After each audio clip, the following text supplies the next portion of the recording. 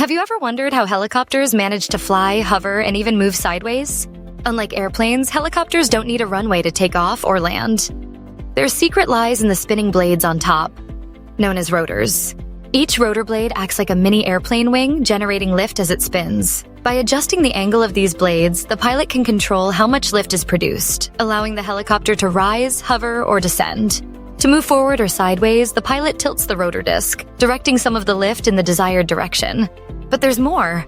The spinning of the main rotor creates a twisting force, or torque, that would spin the helicopter's body if left unchecked.